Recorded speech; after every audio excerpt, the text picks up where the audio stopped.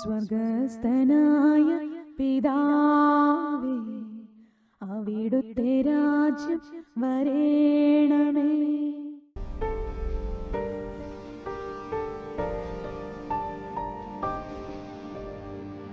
കർത്താവിൻ്റെ ഉത്ഥാനത്തിൻ്റെ 5-ാം ഞായറാഴ്ചയിലാണ് നാം നിൽക്കുക. ഈ 5-ാം ഞായറാഴ്ച നിൽക്കുമ്പോൾ നമ്മളെ കർത്താവ് ദൈവികതയുടെയും യേശുവിൻ്റെ ഉത്ഥാന ശക്തിയുടെ ഒരു മഹത്വം വെളിപ്പെടുത്തരുന്ന ദിവസമാണെന്ന്.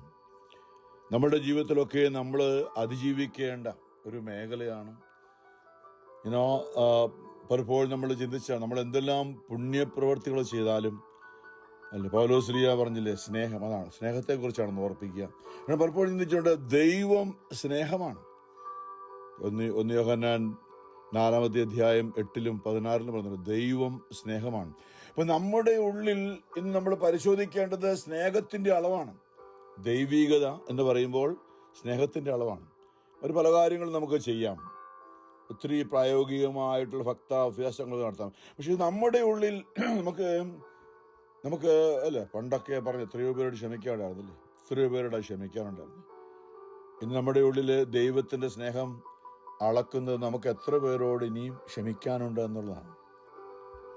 എത്ര പേർക്ക് വേണ്ടി ക്ഷമിക്കാനുണ്ട് എന്ന് പറയുമ്പോൾ നമ്മൾ പറയും എനിക്ക് ആരോടൊന്നുമില്ല. പക്ഷെ അതല്ല, നമുക്ക് എത്ര പേർക്ക് വേണ്ടി നമ്മളെ കഴിഞ്ഞ നാളിൽ നമ്മളെ അങ്ങേറ്റം ഉപദ്രവിച്ച എത്ര പേർക്ക് വേണ്ടി നമുക്ക് ഹൃദയം തുറന്ന് അവരെ അനുഗ്രഹിച്ചു പ്രാർത്ഥിക്കാൻ പറ്റുന്നുണ്ട്.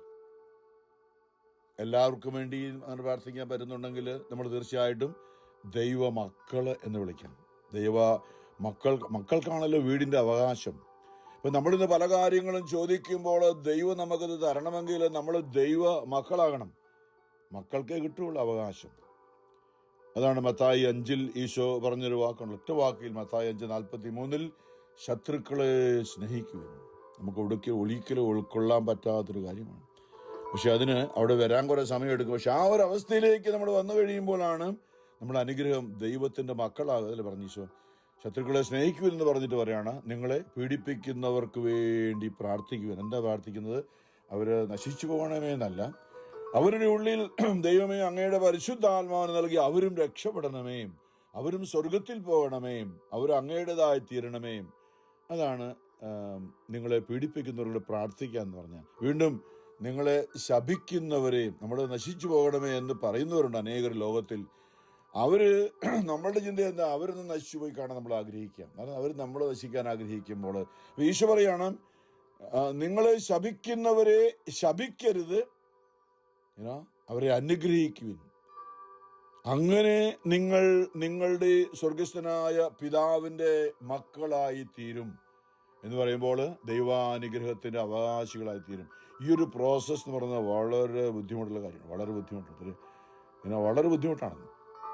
നമുക്കറിയാം, ഈ ശത്രു എന്ന് പറയുമ്പോൾ നമ്മൾ കാണുന്നത് ഏദൻ തോട്ടത്തിൽ നമ്മുടെ എല്ലാം ശത്രു എന്ന് ഒറ്റ വാക്കിൽ പറയണമെങ്കിൽ പത്രോസ്ലീഹ സഭയുടെ ആദ്യത്തെ മാർപ്പാപ്പ പറഞ്ഞു വെച്ചൊരു വചനമുണ്ട്. 1 പത്രോസ് ലേഖനം 1 പത്രോസ് 5-ാമത്തെ അധ്യായം 8-ന്റെ ഒടുവിൽ പറയുന്നുണ്ട്, നിങ്ങളുടെ ശത്രുവായ പിശാച് അലറുന്ന സിംഹത്തെ പോലെ ആരെ വിഴുങ്ങണമെന്ന് അന്വേഷിച്ചുകൊണ്ട് ചുറ്റി നടക്കുന്നു, വിശ്വാസത്തിൽ ഉറച്ചു നിന്നുകൊണ്ട് അവനെ എതിർക്കുവിൻ.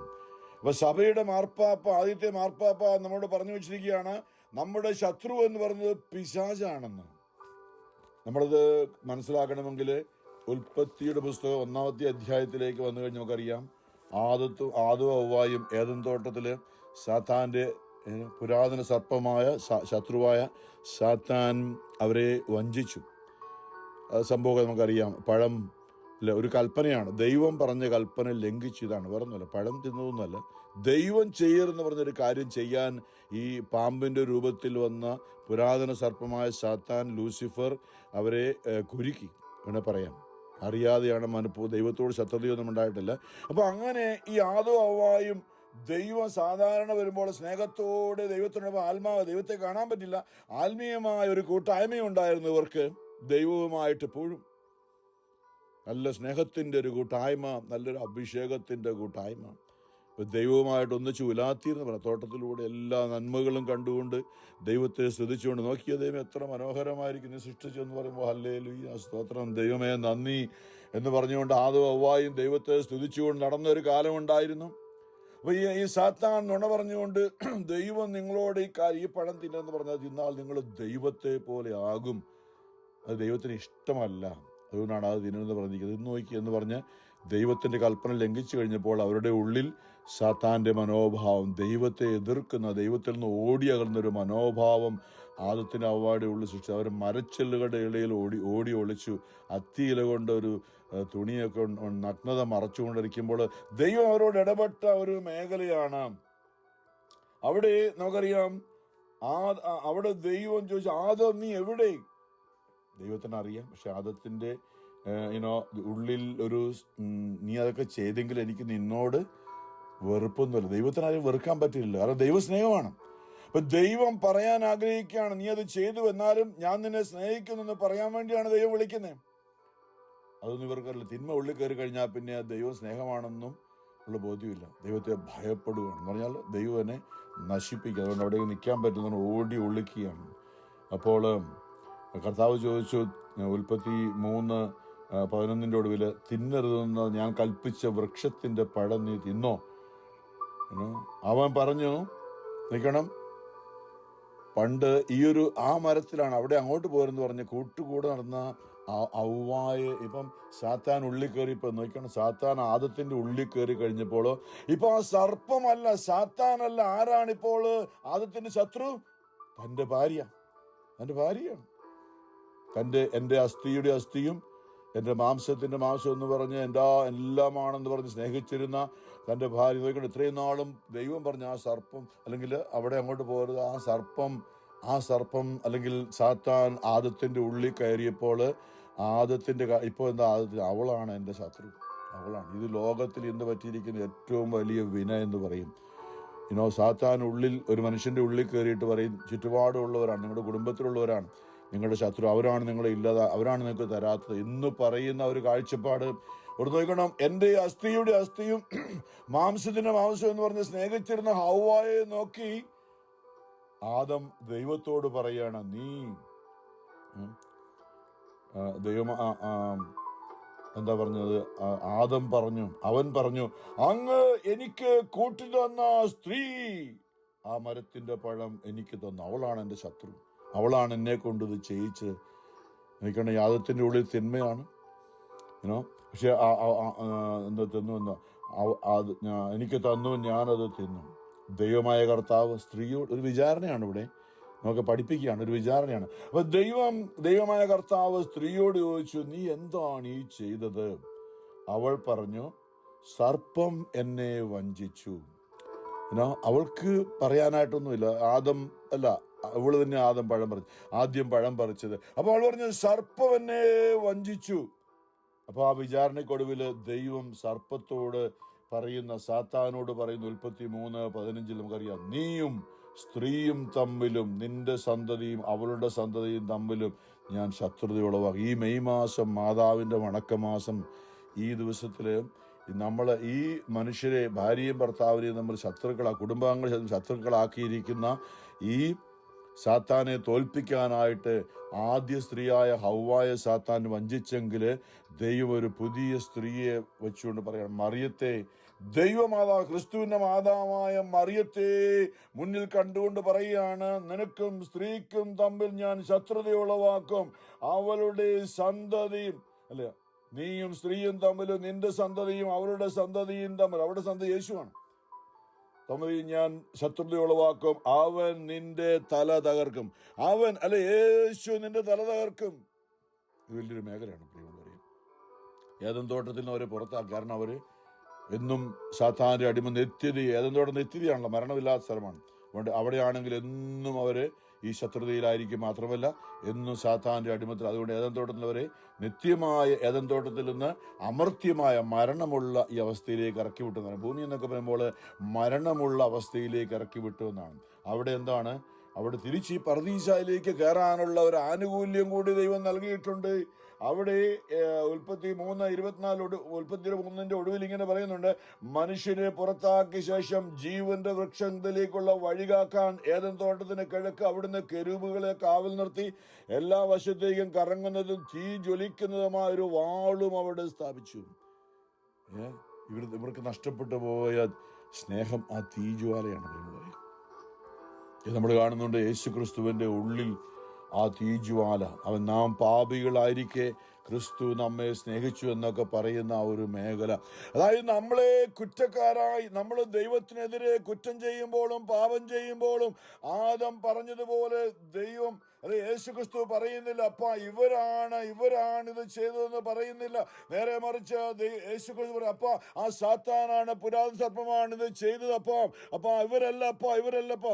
യേശുവിന്റെ ജീവിതകാലം മുഴുവനും യേശുവിന് ഇതായിരുന്നു, വേറൊന്നും പറയാനില്ല. അവരല്ലിതപ്പാ. പ്രിയമുള്ളവരെ, നമ്മളും ആ ഒരു ക്രിസ്തുവിനെ അനുഗമിക്കുന്ന നമ്മളും ഇന്ന് നമുക്ക് സാത്താനെ ജയിക്കുവാനുള്ളൊരു വഴി അത് തിരിച്ചറിയാന്നുള്ളതാണ്. ഔവായ്ക്ക് തിരിച്ചറിയാൻ പറ്റി, പക്ഷെ അതിന് ജയിക്കാൻ പറ്റിയില്ല. അതുകൊണ്ടാണ് ആ പരിശുദ്ധ കന്യക മറിയം അവളുടെ ഭൂമിയിൽ അവൾ സാത്താന്റെ ശത്രുവായിരിക്കും. അവളിലൂടെ ഭൂമിയിൽ ജനിക്കാൻ പോകുന്ന ക്രിസ്തു അവൻ സാത്താന്റെ തലയെ തകർക്കുമെന്ന് പറഞ്ഞ ആ ഒരു മേഖല നമ്മൾ ഇന്ന് അതുകൊണ്ടാണ് സഭയിലായിരിക്കുക. അതുകൊണ്ടാണ് നമുക്ക് പരിശുദ്ധ കന്യാമറിയത്തെ യേശു കുരിശിന്റെ ചുവട്ടിൽ വെച്ച് നമ്മുടെ അമ്മയായി തന്നു. കാരണം ക്രിസ്തുവിന്റെ അമ്മ, ക്രിസ്തുവിനെ നമ്മൾ സ്വന്തമാക്കുവാൻ ക്രിസ്തുവിന്റെ അമ്മയെ തന്നെ നമുക്ക് ആദ്യം ഈശോ തരികയാണ്. ഇതാ നിന്റെ അമ്മ, ഇതാ നിന്റെ മകൻ. അതുകൊണ്ട് പ്രിയമുള്ളവരെ, നമ്മളിത് അറിയേണ്ടത്, ഞാൻ വീണ്ടും പറയാണ്, ഇത് നമ്മൾ ചിന്തിക്കേണ്ടത്, നമ്മുടെ ഉള്ളിൽ എത്ര പേർക്ക് വേണ്ടി നമുക്ക് പ്രാർത്ഥിക്കാൻ പറ്റുന്നില്ല. ആത്മാർത്ഥമായി വിളിച്ചു, ചുമ്മാ പറയുന്നു വേണ്ട, ആത്മാർത്ഥമായി നമ്മൾ ഓരോരുത്തരും പരിശോധിക്കണം. ഈ ഉത്ഥാന തിരുനാളോട് കടന്നു പോകുമ്പോൾ കർത്താവെ, എത്ര പേരോട് എനിക്ക് ക്ഷമിച്ച് പൂർണ്ണമായ ദൈവമേ അവരെ അനുഗ്രഹിക്കണമേ. എങ്ങനെയാണ് നമ്മളിപ്പോൾ ഓർപ്പിച്ചിട്ടുണ്ട്, എളുപ്പം മനസ്സിലാക്കാൻ വേണ്ടി. ഈശോയെ, അവരുടെ ഉള്ളിൽ തിന്മ ഉണ്ടായിരുന്നത് കൊണ്ടാണ് അവരല്ല യേശു കുരിശ് കിടന്നുകൊണ്ട് ലൂക്കാ 23:34 ഈശോ പറഞ്ഞ പിതാവേ അവരെന്താണ്, അവരല്ല എന്ന് പറഞ്ഞാൽ അവരല്ല ആദത്തിന് ആദത്തിന് അത് അറിയാതെ പോയെങ്കിൽ രണ്ടാം ആദമായ യേശു ക്രിസ്തു അറിയാൻ. ആദം പറഞ്ഞു, നീ എനിക്ക് തന്ന അവളാണ് ചെയ്തത്, ശത്രു അവളാണ്, എന്റെ ശത്രു എന്റെ ഭാര്യയാണെന്ന് പറയുമ്പോൾ ആ രണ്ടാം ആദമായ യേശു പറയുകയാണപ്പാ, ഈ മനുഷ്യരാരുമല്ല, അതിന്റെ പിന്നിൽ മറഞ്ഞു നിന്നുകൊണ്ട് സാത്താനാണിത് അവരെ കൊണ്ട് ചെയ്യിച്ചത്, അവരല്ലപ്പാ, അവരോട് ക്ഷമിക്കുന്നു, അതിനുവേണ്ടി അവർക്കുണ്ടാകേണ്ട ശിക്ഷ ഞാൻ ഏറ്റെടുക്കുന്നു എന്ന് പറഞ്ഞുകൊണ്ട് യേശു നമുക്ക് വേണ്ടി സ്വയം ബലിയായി സഹനം. യേശുവിന്റെ ജീവിതം മുഴുവനും സഹനമായിരുന്നു. വേദന ക്ഷമിച്ചുകൊണ്ട്, എല്ലാം ക്ഷമിച്ചുകൊണ്ട് വേദന തിന്നുന്ന ഈശോയെ. ആദിമസഭയിൽ ഇന്നത്തെ വായനയൊക്കെ അപ്പസ്തോല പ്രവർത്തനമാണ് 1ാമത്തെ വായന. അവിടെ ആദിമസഭയിൽ അപ്പസ്തോലന്മാരെ പീഡിപ്പിക്കുന്നത് നമ്മൾ കാണുന്നുണ്ട്, അല്ലേ? അവരെ അടിക്കുന്നതും പുറത്താക്കുന്നതും ഒക്കെ. കാരണം ആ തിന്മയാണ് അവരുടെ ഉള്ളിൽ. അവരവിടെ നിന്ന് പോയി യേശുനാമത്തെ പ്രതി സഹിക്കാൻ സാധിച്ചതിനെ ഓർത്ത് ദൈവത്തെ സ്തുതിക്കുന്നു. ആദ്യത്തെ രക്തസാക്ഷി നമ്മൾ കാണുന്ന സ്തേഫാനോസ്, തന്നെ കല്ലെറിയുന്നവർക്ക് വേണ്ടി യേശുവിൻ്റെ ആത്മാവ് കാൽവരിയിൽ പ്രാർത്ഥിച്ച, ആ ശത്രുക്കളെ സ്നേഹിച്ചുകൊണ്ട് പ്രാർത്ഥിച്ച ആ യേശുവിൻ്റെ ആത്മാവ് ഉള്ളിലുള്ള സ്തേഫാനോസ്, സെയിൻറ്റ് സ്റ്റീവൻ, ദൈവമേ ഈ കുറ്റം ഇവരുടെ മേൽ ആരോപിക്കരുത്, അവരല്ലപ്പാ അവർ ഇത് ചെയ്യുന്നത് എന്ന് പറയുന്ന ആ പ്രാർത്ഥന നമുക്കറിയാം. പലപ്പോഴും ചിന്തിച്ചാണ് നമ്മളത്. നേതൃത്വം കൊടുത്ത സാവൂളിന് ആ പ്രാർത്ഥന കൃപയായി മാറി. സ്തേഫാനോസ് ദൈവവൈദ്യരായി സ്വർഗത്തിലേക്ക്, വിശുദ്ധിയിലേക്ക് പോയി. അതേസമയം സ്തേഫാനോസിന്റെ ക്ഷമിച്ചുള്ള പ്രാർത്ഥന സാവൂളിനെ വിശുദ്ധ പൗലോസാക്കി മാറ്റി, അപ്പസ്തോലനാക്കി മാറ്റി. അപ്പൊ നമ്മളുടെ ജീവിതത്തിൽ ഇതാണ് യേശു നമുക്ക് വേണ്ടി ചെയ്തത്. നമ്മളോട് ക്ഷമിച്ചുകൊണ്ട്, നമ്മെ അനുഗ്രഹിച്ചുകൊണ്ട് തന്റെ പരിശുദ്ധ ആത്മാവിനെ നമുക്ക് നൽകി. കാരണം ഇത് നമ്മളല്ല ഇത് ചെയ്യുന്നത്. അപ്പോൾ നമ്മുടെ കുടുംബത്തിൽ ഇത് നമുക്ക് ആരോടൊക്കെ ക്ഷമിക്കാനുണ്ടോ, അവിടെ നമ്മുടെ പരാജയമാണ്. ഏതെങ്കിലും വ്യക്തിയാണ് എൻ്റെ ശത്രു എന്ന് പറയുന്നിടത്ത് അല്ല, സാത്താനാണ് എൻ്റെ ഏക ശത്രു എന്ന് നാം പറയുന്നത് വരെയും നമുക്ക് പരാജയമാണ്. ഇവിടെയാണ് നമ്മളുടെ ജീവിത വിജയം. അവിടെയാണ് നമ്മൾ അറിയേണ്ടത്, സാത്താനാണ്, ദൈവമേ ഒരു മനുഷ്യനുമല്ല എന്നുള്ള. കാരണം ലോക അവസാനത്തെക്കുറിച്ച് മത്തായി 25:24 ഈശോ പറഞ്ഞപ്പോൾ, അത് പഠിപ്പിച്ചപ്പോൾ ഒരു കാര്യം പറഞ്ഞെന്താ, സ്നേഹം ലോകത്തിൽ നിന്ന് അപ്രത്യക്ഷമാകുമ്പോഴാണ് ലോക അവസാനം, അല്ലെ? ലോക അവസാനം സ്നേഹമാണ്. ദൈവം എല്ലാം സ്നേഹത്തിന്റെ അടിസ്ഥാനത്തിലാണ്, അല്ലെ? 1ാമത്തെ കൽപ്പന അത് തന്നെയല്ലേ? നിന്റെ ദൈവമായ കർത്താവിനെ എല്ലാത്തിലുപരിയായി സ്നേഹിക്കുക, നിന്നെ പോലെ തന്നെ മറ്റുള്ളവരെ സ്നേഹിക്കുക. എന്ന് പറയുമ്പോൾ എല്ലാവരെയും നമ്മളെ വേദനിപ്പിച്ചവരെയൊക്കെയും അത് അവരല്ലപ്പാ എന്ന് പറഞ്ഞുകൊണ്ട് അവരുടെ ഉള്ളിൽ, അപ്പം നമ്മുടെ ഉള്ളിൽ നമ്മളിന്ന് കാണുന്ന പോലെ എനിക്ക് ഭാഷാവരവുണ്ട്, ദർശനവരവുണ്ട്, പ്രവചനവരവുണ്ട്, വിശ്വാസവരവുണ്ട്, രോഗശാന്തി വരമുണ്ട്, നല്ലതായിട്ട് പ്രസംഗിക്കാൻ അറിയാം, അനേക മലകളെ മാറ്റാൻ തക്ക വിശ്വാസം എനിക്കുണ്ട്. പക്ഷെ അതാണ് പൗലോസ് കൊരിന്തോസ് സഭയോട് പറഞ്ഞില്ലേ, വളരെ വ്യക്തമായിട്ട് നമ്മൾ പലപ്പോഴും ചിന്തിച്ചതാണ്. 1 കൊരിന്തോസ് 13 സ്നേഹം സർവോത്കൃഷ്ടം. ഞാൻ മനുഷ്യരുടെയും ദൈവദൂതന്മാരുടെയും ഭാഷകളിൽ സംസാരിച്ചാലും എനിക്ക് സ്നേഹമില്ലെങ്കിൽ ഞാൻ മുഴങ്ങുന്ന ചെങ്ങലയോ ചെലുമ്പുന്ന കൈത്താളമോ. എനിക്ക് പ്രവചനപരമുണ്ടായിരിക്കുകയും സകല രഹസ്യങ്ങളും ഞാൻ ഗ്രഹിക്കുകയും സകല വിജ്ഞാനവും മലകളെ മാറ്റാൻ തക്ക വിശ്വാസവും എനിക്കുണ്ടായാലും സ്നേഹമില്ലെങ്കിൽ ഞാൻ ഒന്നുമല്ല. ഞാൻ എൻ്റെ സർവ്വസമ്പത്തും ദാനം ചെയ്താലും എൻ്റെ ശരീരം ദഹിപ്പിക്കാൻ കൊട്ടുകൊടുത്താലും സ്നേഹമില്ലെങ്കിൽ എനിക്കൊരു പ്രയോജനവുമില്ല. നമ്മുടെ ഇന്നത്തെ പ്രശ്നം മുഴുവനും ആർക്കെങ്കിലും എതിരെ, ഒന്നെങ്കിൽ നമ്മുടെ സഹോദരൻ അല്ലെ സഹോദരി, അല്ലെങ്കിൽ ആരെങ്കിലും ഒക്കെ നമുക്ക് നമ്മളോടൊരു പ്രശ്നമുണ്ടെന്നുള്ളതാണ് നമ്മുടെ ജീവിതത്തിലെ ഇന്ന് ഏറ്റവും വലിയ തകർച്ച. നമ്മളൊന്ന് പുറകോട്ട് ചിന്തിച്ചാൽ നോക്കി, ചിന്തിച്ച് നോക്കി, എത്ര സ്നേഹമായിരുന്നു എല്ലാവരും തമ്മിൽ. നമ്മളറിയാതെ സാത്താൻ നുഴഞ്ഞു കയറി നമ്മളെ തകർക്കാനായി, നമ്മളുടെ കുടുംബങ്ങളെ തകർക്കാനായി, സഭയെ തകർക്കാനായി, ലോകത്തെ ഇല്ലാതാക്കാനായി. ഈശോ പറഞ്ഞില്ലേ, എന്താ സ്നേഹം ഇല്ലാതെ, അതായത് രാജ്യം രാജ്യത്തിന് എതിരായി തിരിയും. നമ്മൾ കണ്ടുകൊണ്ടിരിക്കല്ലേ, പലരും ആറ്റം ബോംബിടും, കൊല്ലും എന്നൊക്കെ പറഞ്ഞുകൊണ്ടിരിക്കുന്നത് ഇത് തന്നെയാണത്. സ്നേഹം ഇല്ലാതാവുകയാണ്. അപ്പൊ രാജ്യം രാജ്യത്തിനെതിരായി തിരിയും, ജനം ജനത്തിനെതിരായി തിരിയും. ജാതികള് ഓരോ ജാതികൾ വേറെ ജാതിക്കെതിരായി തിരിഞ്ഞുകൊണ്ട് അവരാണ് ഞങ്ങളെ ഇല്ലാതാക്കാൻ ശ്രമിക്കുന്നത് പറഞ്ഞുകൊണ്ട് പോകുന്നൊരു മേഖല. വീണ്ടും ഏറ്റവും ചുരുങ്ങിയ ഒരു കുടുംബത്തിലേക്ക് വന്നു, ഒരു കുടുംബത്തിൽ 5 പേരുണ്ടെങ്കിൽ 3 പേർ 2 പേർക്കെതിരായി തിരിയും. ഇതാണ് അവസാനം. ഇങ്ങനെ പോയാൽ എല്ലാം തീരും. അതുകൊണ്ടാണ് എത്രയും വേഗം തിരിച്ചറിയുക, മാനസാന്തരപ്പെടുക, അന്യോന്യം ക്ഷമിക്കുക, പൊറുക്കുക. ഇതാണ് ഈശോ ഇന്ന് സുവിശേഷത്തില്, ഇന്ന് ഞായറാഴ്ചത്തെ സുവിശേഷം ഈശോ നമ്മളോട് പറയുന്ന യോഹന്നാന്റെ സുവിശേഷത്തില് 13-ാമത്തെ അധ്യായം. ഈശോ തൻ്റെ ജീവിതത്തിൽ പ്രവർത്തിച്ച് എന്താ? കാരണം യേശു കുർബാന സ്ഥാപിക്കുന്നതിന് മുമ്പായി നമ്മൾ സുരമലബാർ കുർബാനയിൽ നമ്മൾ എന്നും നമ്മൾ പാടിക്കൊണ്ട് ചെല്ലുന്ന ഒരു കാര്യമുണ്ടല്ലേ, പുരോഹിതൻ പാടും. അന്നാ പെസഹ തിരുനാളിൽ പെസഹ തിരുനാൾ ഈശോ എന്താ ചെയ്തതെന്ന് നമ്മൾ ചിന്തിക്കുമ്പോഴാണ് കർത്താവ് അരുളി ചെയ്ത കൽപ്പന പോലെ തിരുനാമത്തിൽ ചേർന്നിടാം, ഒരുമയോടുകൂടി ഈ ബലി അർപ്പിക്കാം, നമ്മൾ പാടും അനുരഞ്ജിതരായി. ഇതൊക്കെ പാടി പോവുകയാണ് നമ്മുടെ ഉള്ളിൽ തട്ടാതെ. പക്ഷേ ഈശോ തിരുനാൾ എന്താ? ഇന്നത്തെ വായനയുടെ ഒരു പശ്ചാത്തലം അതാണ്. ഈശോ ഇത് കുർബാന സ്ഥാപനത്തിന് മുമ്പായിട്ട് ശിഷ്യന്മാരോടും എന്താ ഈശോ തുറന്നു പറയാണ്, നിങ്ങളിൽ ഒരുവൻ എന്നെ ഒറ്റിക്കൊടുക്കാൻ പോണ് കേട്ടോ. ഈശോയുടെ ഹൃദയം വേദനിക്കുന്നുണ്ട്. താൻ കൂടെ വിളിച്ച യൂദാസിന്റെ ഉള്ളിൽ സാത്താൻ പ്രവേശിച്ചിട്ട് യൂദാസ് തന്നെ ഒറ്റിക്കൊടുക്കാൻ പോവുകയാണ്. പക്ഷേ ഈ ബലിയർപ്പണത്തിന് മുമ്പായി അവനോടൊന്ന് പറയണം, മകനെ നീ എന്നെ ഒറ്റിക്കൊടുക്കാൻ പോകുന്നത്, പക്ഷെ ഞാൻ നിന്നെ സ്നേഹിക്കുന്നു, നീ അല്ല അത് ചെയ്യാൻ പോകുന്നത് എനിക്കറിയാം, അതുകൊണ്ട് എനിക്ക് നിന്നോട് ഒരു വിരോധവും ഇല്ല എന്ന് യൂദാസിനോടൊന്ന് ബോധ്യപ്പെടുത്തണം. ഈ പത്രോസ് തന്നെ തള്ളിപ്പറയാൻ പോവുകയാണ്, ഞാൻ അവനോടും എനിക്കൊരു പ്രശ്നവും ഇല്ല എന്ന് പറയണം. അതുകൊണ്ട് ഈശോ കാല് കഴുകണം, അവരുടെ മുമ്പിൽ നിൽക്കണം. അറിയാം നിങ്ങൾ ഒരുവനെ ഒറ്റിക്കൊടുക്കും. അതിനു മുമ്പ് പറഞ്ഞു, നീ പത്രോസേ നീ രാത്രി കോഴി കൂതിന് 3 പ്രാവശ്യം എന്നെ തള്ളിപ്പറയെന്നൊക്കെ പറഞ്ഞിട്ടും അവരുടെ മുമ്പിലിരുന്ന് കാലെ പിടിച്ചിട്ട്, മകനെ ക്ഷമിക്കണം, എനിക്കറിയാം എന്താ നീ ചെയ്യാൻ പോകുന്നത്, പക്ഷെ ഞാൻ നിന്നോട് ക്ഷമിക്കും, നീ അല്ല. അത് യൂദാസിന്റെ ഉള്ളിൽ സാത്താൻ പ്രവേശിച്ചു തന്നെ അവിടെ യോഹന്നാൻ 13 വായിക്കുന്നുണ്ട്. ഈശോ വ്യക്തമായിട്ട് അറിയാം. ഈശോയുടെ പാദങ്ങൾ കഴിയ ശേഷം മേലങ്കിതൽ സ്വസ്ഥാനത്തിരുന്ന് അവരോട് പറഞ്ഞു, ഞാൻ എന്താണ് നിങ്ങൾക്ക് ചെയ്തതെന്ന് നിങ്ങൾ അറിയുന്നുവോ? നിങ്ങൾ എന്നെ ഗുരുവെന്നും കർത്താവെന്നും വിളിക്കുന്നു. അത് ശരി തന്നെ, ഞാൻ ഗുരുവും കർത്താവുമാണ്. നിങ്ങളുടെ കർത്താവും ഗുരുവുമായ ഞാൻ നിങ്ങളുടെ പാദങ്ങൾ കഴുകിയെങ്കിൽ, കാല് കഴുകുന്നതല്ല, ഞാൻ നിങ്ങളോട് ക്ഷമ ചോദിച്ചെങ്കിൽ, ഞാൻ നിങ്ങളോട് ക്ഷമിച്ചെങ്കിൽ നിങ്ങളും പരസ്പരം പാദങ്ങൾ കഴുകണം. എന്തെന്നാൽ ഞാൻ നിങ്ങൾക്ക് ചെയ്തു തന്നതുപോലെ നിങ്ങളും ചെയ്യേണ്ടത്. ഞാൻ നിങ്ങൾക്കൊരു മാതൃക നൽകിയിരിക്കുന്നു.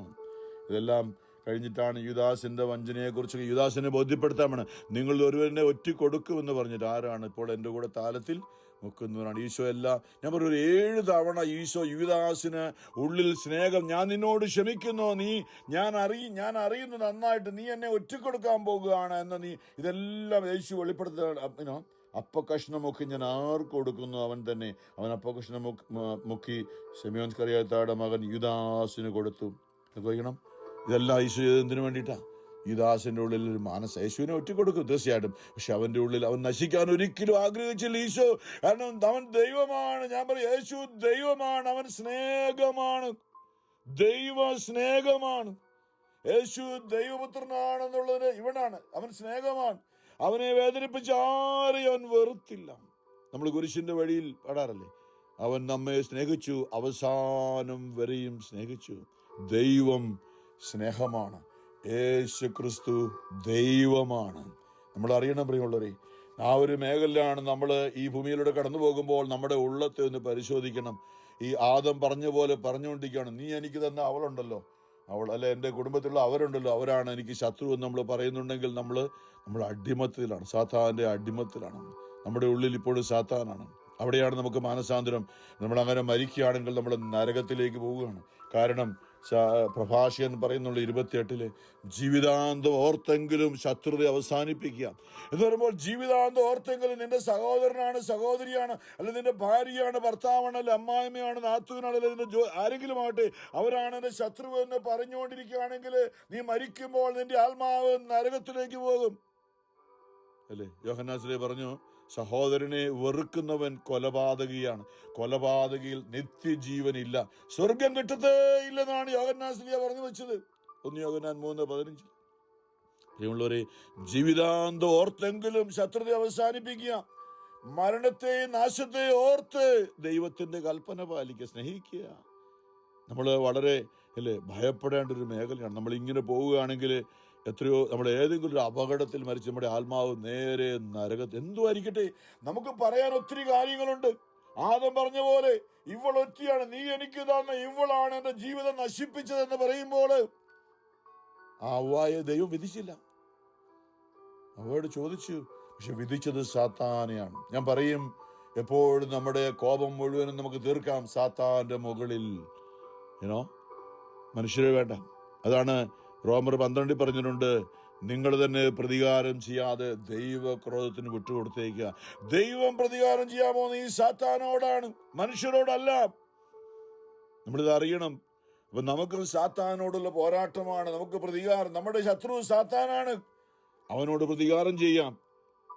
അതൊരു മേഖലയാണ്. അപ്പൊ നമ്മുടെ കോപം പൗലോസ് പറഞ്ഞ എഫേസോസ് 4 പറഞ്ഞില്ലേ, കോപിച്ചുകൊള്ളുക, എന്നാൽ സൂര്യാസ്തമയം വരെ നിങ്ങളുടെ കോപം. മനുഷ്യരോടാണ് കോപമെങ്കിൽ നമ്മൾ സൂര്യൻ അസ്തമിക്കുന്നത് വരെ ഉറങ്ങാൻ പോകുന്നതിന് മുമ്പായിട്ട് നമ്മൾ ആ കോപം, ഇത് ഇവരല്ല സാത്താനാണ് ചെയ്തതെന്ന് നമ്മൾ അറിയുന്നില്ലെങ്കിൽ നമ്മുടെ ഉള്ളിൽ സാത്താൻ കയറും.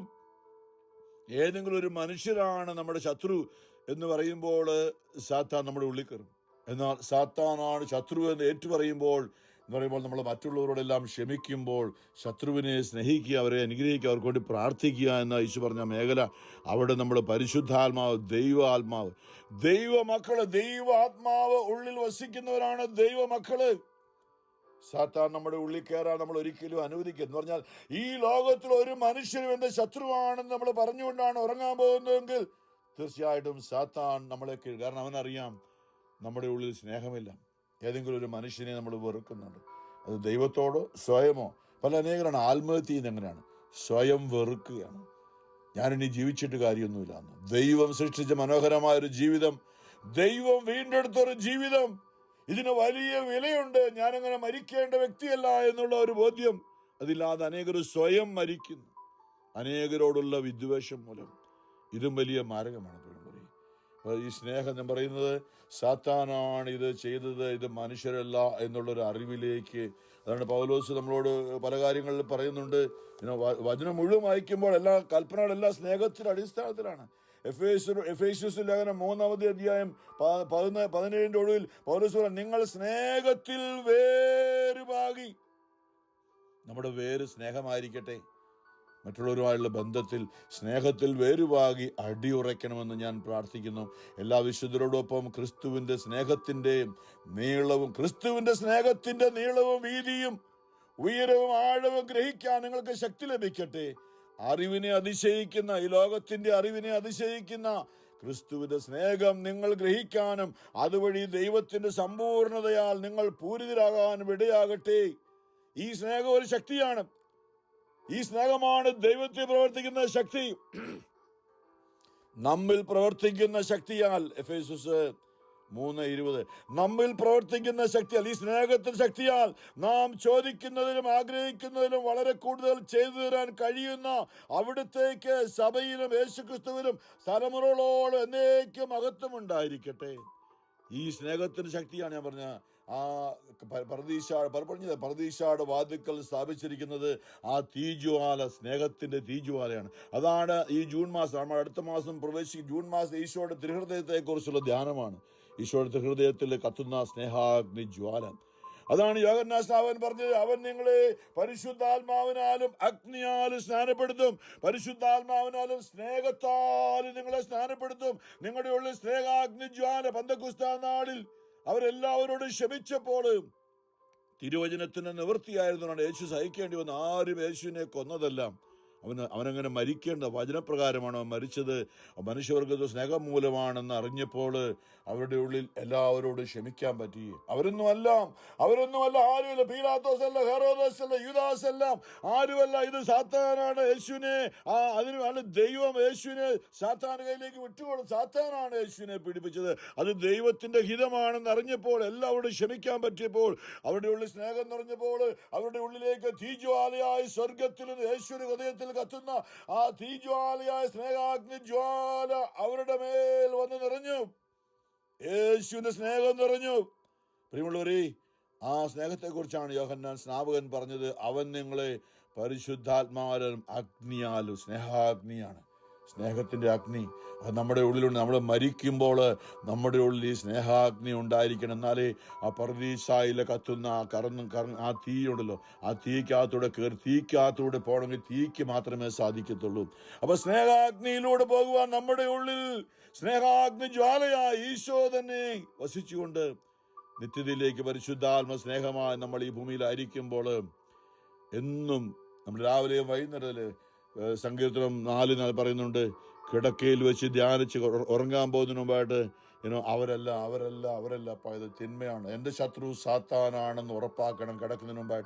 കിടക്കാൻ പോകുന്നതിന് മുമ്പായി ആരെങ്കിലും, ഭാര്യയോ ഭർത്താവോ അല്ലെ നമ്മളെ ഇടപെടുന്ന ആരെങ്കിലുമാണ് എൻ്റെ ശത്രു എന്ന് വിചാരിച്ചുകൊണ്ട് ഉറങ്ങാൻ പോയാൽ ആ രാത്രിയിൽ സാത്താൻ നമ്മുടെ ഉള്ളിൽ പ്രവേശിക്കും. അവൻ വരുന്നത് നമ്മളെ രോഗികളാക്കും. അവൻ നമ്മളെ നാശത്തിലേക്ക് കൊണ്ടുപോകും. ആ രാത്രി മരിക്കുകയാണെങ്കിൽ നമ്മുടെ ആത്മാവ് നിത്യനാശത്തിലേക്ക് പോകും.